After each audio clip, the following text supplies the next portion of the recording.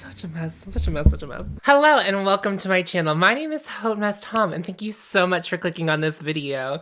If you are new here, my channel is all about loving my collection as it currently is, being critical of new makeup releases, and being very considerate about what we bring into our makeup collection.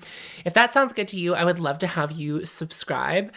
Liking this is going to be 100% free, and I'm also on Patreon if you would like to support me there. That'll be linked down in the description box below. It's time for a beauty budget check-in. It's the beginning of February, which means we've made it through January. Have I succeeded? Let's check the spreadsheet. Let's run down. Basically, how I'm going to do this is run through how I did with my budget, see where things spent, where it happened, the money, where to go, etc., etc. And then I'm going to do mini reviews of everything that I purchased this month. I've had everything at least long enough to have an opinion on. Whether or not it's like my final thoughts or my final opinion, that remains to be seen, but there are opinions to be had. And essentially I'm going to talk about them from worst to best of my purchases overall. But let's take a look at the spreadsheet together and let's talk about what I spent. So the first thing I bought in January was the Natasha Denona lipstick in Noah. It was $27 and I had a gift card to Sephora. So essentially that purchase cancels out. Gift cards are to be used as gifts. They do not count towards my monthly budget. The next thing I bought was the Intensifies from Pat McGrath, and that was $27.82. I bought a Royal Scandal Gucci lipstick, and that was $44.52. I bought some stuff from Phyto Surgeons that culminated to being $58.60, a Chanel bronzer for $53, and the e.l.f. Big Mood Mascara for $8, and that brought my total budget from $300 down to $108.06 at the end of January. Every month I get $100 more and my amount rolls over. So starting in February, I will have $208.06 to play with.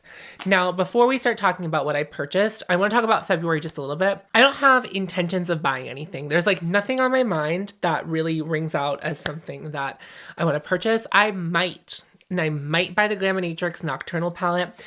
I really like the vibe of it. I did like dupe the vibes of it with my collection and put together a little bit of a palette that makes me feel really good. That was fun, but I don't know if it quite scratches the itch that the Nocturnal palette would. So, and I just want to try Glaminatrix, and that feels like right now the best way for me personally to try the brand Glaminatrix. So it's on my mind, like the Glaminatrix Nocturnal palette. However, I don't know that I'm going to buy anything. I am going to my favorite independent makeup store next weekend, so I might snag something there while I'm perusing just to see what's available. Liz is the owner of The Gilded Girl, and so she carries a lot of brands that I've never heard of, and every now and then she goes on like world trips to find new brands to carry in her store. And that's like how I heard of Atelier, which is like my favorite eye primer. The first time I ever bought a Ritual de Fille product, it was from The Gilded Girl. So I'm excited to go there. So I might purchase something there. Since I'll be physically in the store, I feel more inclined to purchase, especially because Liz's business is a small business. And I feel like I need to buy something when I'm there. So we'll see what I end up doing. I will likely buy something. What it will be, I don't know. Very likely it could be just like another Ritual de Fille product if I'm feeling so inclined while I'm there. But that's that on like where I'm thinking my money might get spent in February. I'm going to do another like review of my mega list of things that I have wanted and to see if there's anything that sticks out to me. But I'm kind of I think I might try to no buy in February other than maybe picking up something at Liz's store. We'll see, because I believe that the Nocturnal palette is supposed to be permanent. So I can always revisit that later if I did want to try Glaminatrix, and that was the palette that I specifically landed on. I also know that they're releasing a neutrals palette, which did kind of scratch a little bit of an itch for me.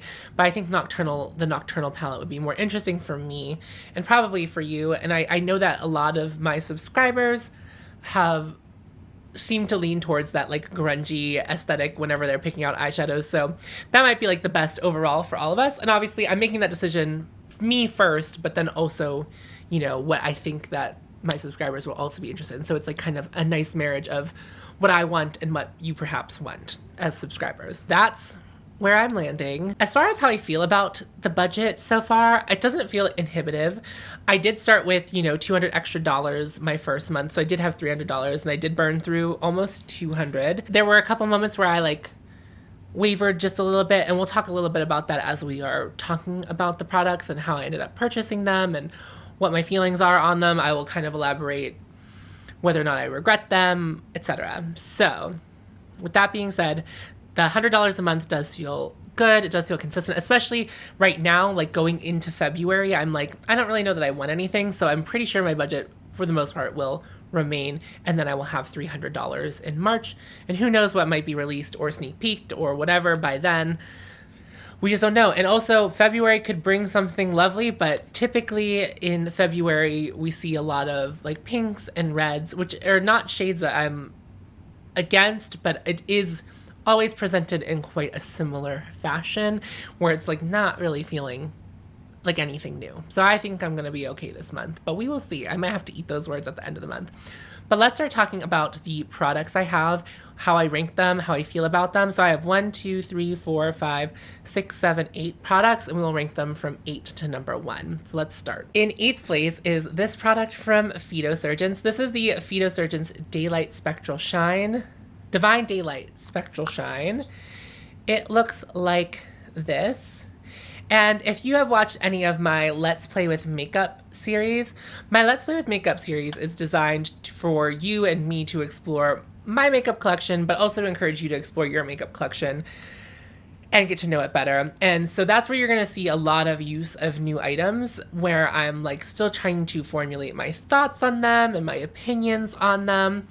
And I would say that this is probably the one that I had the toughest time with overall. I'm not sure if I have my final thoughts on it. I'm fairly certain I have my final thoughts on. I just got some new brushes, which we will talk about, I guess, at the end, because I guess that has to do with my budget, but we'll swing back to that and talk about that briefly.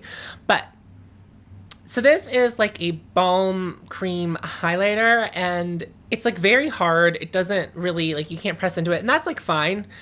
The thing was, I never got any payoff, and never, even if I was using my finger, even I tried to build it up, I was never getting quite the shine that I wanted. And I'm absolutely fine with a more natural shine. I think what I have going on today is it's pretty glossy, but pretty natural. Now that I'm looking at it, I'm looking extremely glossy today. I just feel this didn't show up on my skin. And then whenever I sought out the brand's Instagram to seek out more to see if they had any tips or tricks for the product, it was scratch the surface of it, get a good dent going, and then it will show up a little bit more. But I did also notice as I was looking at them applying it to models is that the reflect was very sedated as it was. And I know that is kind of the highlight that a lot of there's a market for that. It's just not me. But I will say this.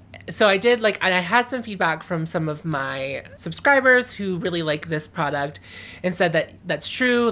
If you dent it up, put some marks in it and scratches in it, you'll start getting a better payoff. And so I did that. And then the thing about that, the frustration about that is that in my opinion, when you're buying a product, any product, say you're going to the store, Sephora, the drugstore, whatever, you pick up a product and it looks and appears like it should behave like other products that you own. And then you get it home and then you're using it and you're not getting anything.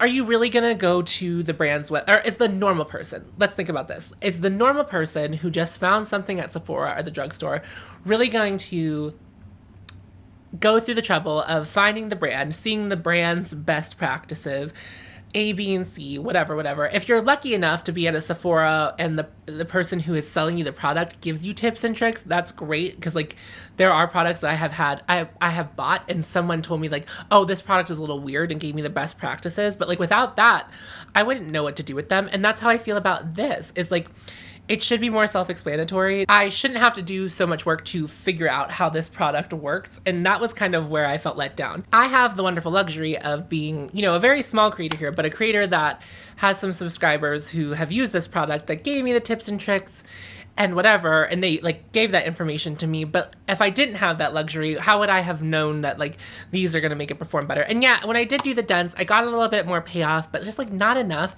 It just feels like if I just had like a really dewy complexion, that would have been the same as using this. And I can achieve a very dewy complexion, but like I'm putting on highlight because I want that and this just isn't providing it to me. I will try it one more time with some new brushes that I got. I don't think this is long for my collection.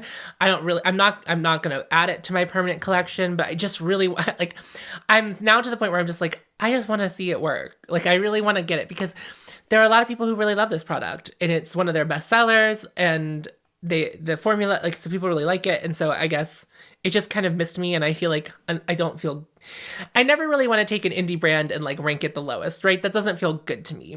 But unfortunately, such is life.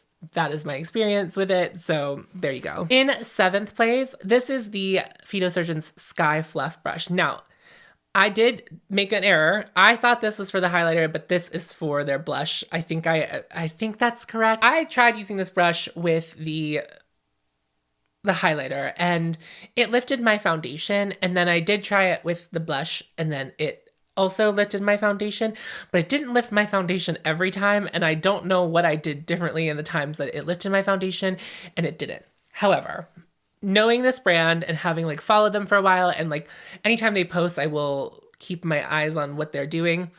It does feel like maybe I wear more makeup than is intended to be used with these products. Like I like a lot of makeup and that's like the vibe of kind of what I do. I don't think I wear this is like a more natural look for me, but I think I wear heavier foundations than they intend. So it's very noticeable whenever like something lifts. But if I was wearing just like the lightest of skin tints, if it lifted a little bit, you probably wouldn't notice. So I'm thinking that's what it is. However, I just bought other brushes that were exclusively for cream products that I woo out the bam are already working better than this. So I don't think this is going to be a brush that's long for my collection. I don't know that it's the worst brush. I've seen other creators use this brush in ways that aren't included with the brand. So I think I still want to give it a go. I wanted to try it with like maybe a foundation, to try putting on a foundation with it. And I wanted to try it with some other products, which I haven't gotten 100% around to yet. So this isn't leaving as fast as the highlighter, but I don't know that I'm going to keep it around, but we will see. Because, you know, sometimes you'll find a very specific, wonderful thing to do with the brush. And you're like, you know what? I'll keep that brush around because it does that one thing specifically. So if I can find that for this brush, maybe I'll keep it around. But as of right now, it's not looking good. It's not looking good. Coming in 6th place is the Big Mood Mascara from e.l.f. Now, I bought this because of Hannah Louise Poston. Hannah seems to have really liked this mascara, and a lot of my subscribers are also subscribed to Hannah Louise Poston, so we've had some discourse about this. I like it. I haven't had any issues with it. Like, it goes on nice enough. It wears nice enough. I haven't had any longevity issues. I've had no personal falling out from this mascara. However, a number of my subscribers who have tried this mascara say that they have had that issue. So I put that warning out there for you to be aware that my experience kind of differs than, like, the majority of the people who have tried it that I have heard from have had issues with it, and I seem to be in the minority having had no issues with it. However, I only put one layer of it on, and it does seem like the other people who I've heard back from that they really like to build up a mascara, and Hannah likes to build up a mascara. So I don't know. I like it enough that I will use it for 3 months, right? Unless it starts flaking on me. And I'm going to go ahead and say that likely the other people who have had issues probably have used it more, and therefore more air has been exposed to the product, and maybe that is why it is flaking. But I can't say that for sure. But while this could have ranked higher, the feedback from other people having issues with it makes me rank it lower. And I know I should be speaking to like probably my own personal opinion, but when I have a community of people who are sending feedback to me that is different than mine, I like to hear that and acknowledge it, because that means that I can't sit up here to you and recommend this to you like 100%. And my channel is not really about like recommending anything for you to run out and buy, but like if you were curious about this, I don't know, that maybe you skip this one and find another mascara to try out. Or if you think you might have the experience that I have, you might like it. Like, and I do like it. It's perfectly fine, but it's not my new favorite mascara. I'm not running out to buy it again. I don't buying backups of it because I think e.l.f. is gonna discontinue it. Like, that's not the feeling. Like, this is like perfectly serviceable. I like it enough. That's that on that. So we have a tie for 4th and 5th place, and it is the 2 lipsticks I bought. The Natasha Denona I Need a Nude in Noah and the Gucci lipstick in a Royal Scandal. Both of these lipsticks are extremely beautiful shades that I do not have anything in my collection that are these shades, so that's a very big pro to both of them. They are both these deep brownie purpley shades that are just like absolutely stunning. They are like a true grungy dream, especially because I've been using that grungy palette I built myself. These have been faring very well as far as like lipsticks that I am picking out often to use. And so that's great. I really want to use them. Like, I like the shades a lot. However, the problem that I have run into with these lipsticks, and both of them are pretty similar in formula, I would say maybe the I Need a Nude works a little bit better than the Gucci one. So because of, I think maybe, I don't know if maybe there's something wrong with my mouth. You know, I didn't wear my rubber bands when I had braces, so my jaw isn't like perfectly aligned. But for whatever reason, right here on this side of my lips, that is where all lipstick breaks up and cakes up the fastest because of moisture. And what goes on is that these don't go on in that spot. And so it becomes pretty difficult to put lipstick on and like even get like, you know, a good first go. And they both seem to be sheerer, and I don't want to call them patchy, but like sometimes I feel like I can see my lips through them, but in other spots I can't. But it's never like truly patchy that like if you were that far away that you would notice. It's like one of those things where I'm up in my face looking at my lips.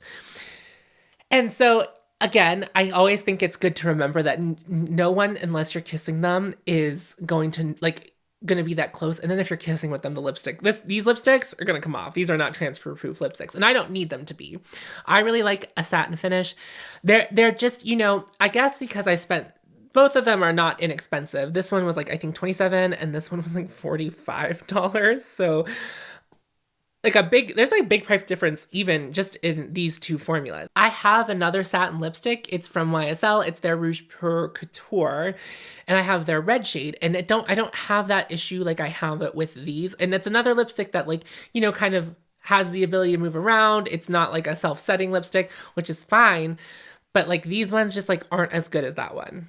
But maybe if I had a color similar to these in the YSL, maybe that I would have that issue. So I really haven't narrowed it down. However, what I can confidently say is that these are going to be added to my collection permanently. I like these shades so much.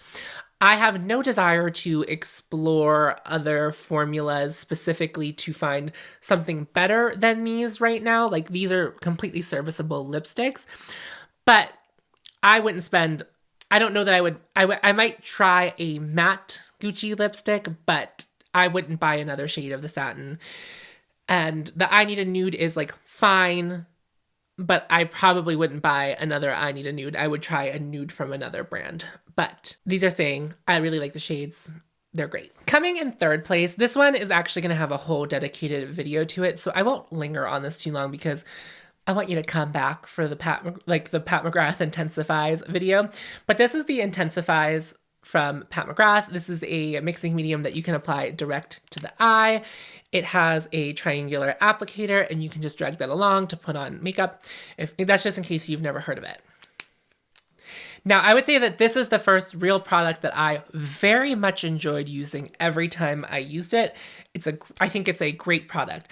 However, I'm going to tell you right here, right now, before I even put my video, I don't think it replaces any of my other mixing mediums or glitter glues. I don't think it is that, but it does do one very specific thing very beautifully. So I would ask you to stick around until this is up, and it should be up shortly. Not this week, but very likely next week. I am still writing my notes for it and my final thoughts, so it's going to be a very detailed, long video.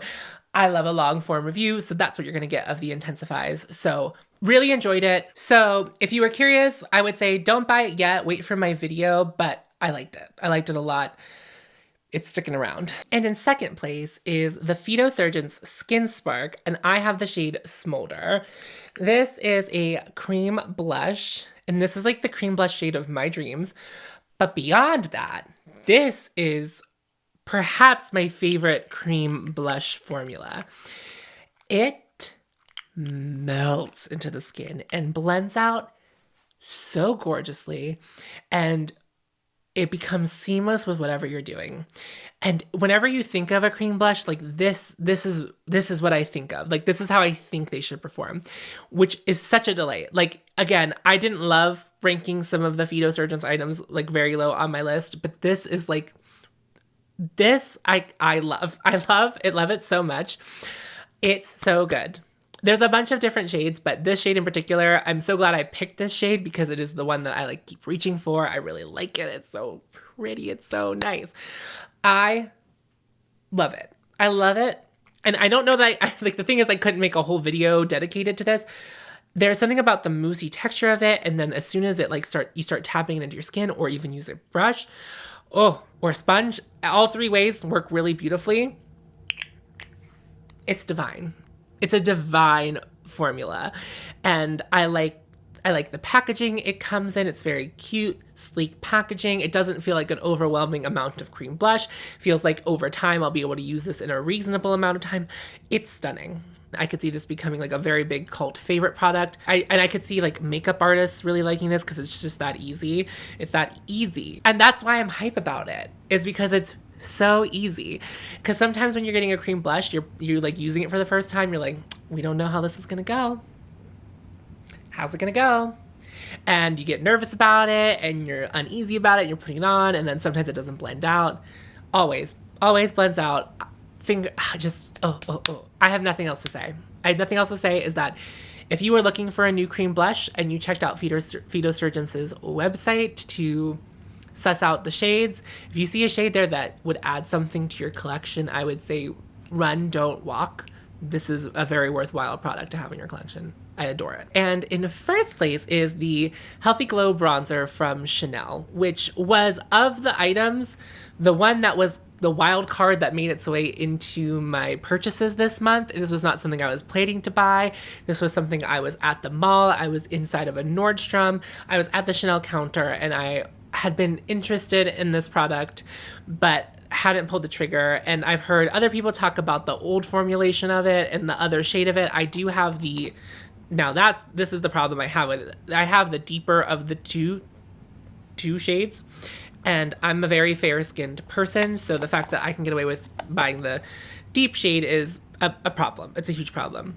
But speaking for me, in my experience with it, this was just an absolute delight to use every time. I could blend it with my fingers. I could blend it with a sponge. I could blend it with a brush. If I felt like there wasn't enough, I could always build it up.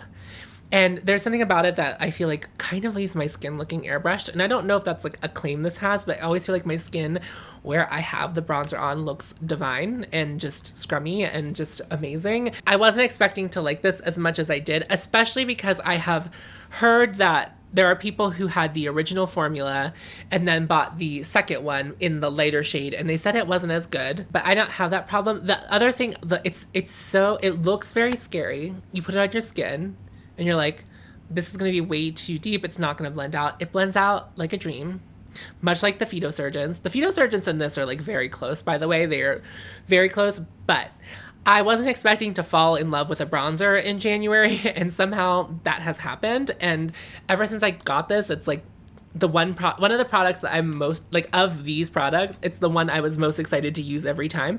And I used it for every look I did after I bought it. Like, I have never put it down. I don't even contour when I use it. I have it on my skin today. I haven't contoured. It's just bronzer. I think that they should expand the range so everyone can experience it because it's lovely. It's just a lovely, lovely formula. So I'm excited to continue to use this. Now, earlier I had mentioned that I bought some brushes, and you may have noticed that they didn't show up on the spreadsheet.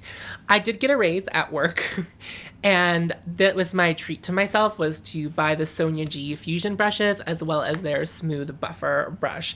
And that is my treat, and I decided that that doesn't have to count towards my budget. That's for me. Now, I don't plan on doing that again throughout the year. That was like, I was not expecting to get the raise, and it was very exciting that I did, and I was very proud of myself for being able to get the raise. So that's all. That's what I bought with my little, that was like a little fun thing for me. Okay, thank you so much for watching. How's your beauty budget going if you're doing one, or if you're doing some kind of project where you're on a low buy or a no buy? Go ahead and chime in down below. Let me know how your first month or your middle, I don't know where you are in your journey, but let us know how the month of January went on your journey. Thank you again so much for watching. Again, I'm on Patreon if you want to follow me there. And also my podcast with my friend Tiffany called Recollect is launching tomorrow. It is a Spotify exclusive, which I'm not feeling great about now. However, because we have music incorporated into our podcast, that's the only place we can do it legally, where the artist would see any kind of money from our podcast. And so that is why we're doing it there. I obviously do like buy music. You can see that, like St. Vincent's Strange Mercy is the vinyl of the day, if you were curious. So I will have a link to that down below if you want to check out that album and listen to that. Please feel free to. It's a great album, maybe my favorite St. Vincent album, but I'm not gonna stand by that. Anyway, Recollect, we look at lists and compilations of music, and we listen to the songs and we decide whether or not they are bops or stops. And also on our Instagrams, you can bop or stop the songs that we talk about that week. So go ahead and subscribe to us on Spotify if you would like to check that out. That'd be really great. Again, I'm on Patreon if you want to support me there. That's my individual Patreon. This is a mess. I don't know why this outro is such a mess. And remember, I think I got everything. Make sure you're subscribed if you enjoyed me. If you want to follow my beauty budget, we're going to check in once a month. Follow your host. And you will find me. Thank you so much for watching. I'll see you in the next one. Bye, friends.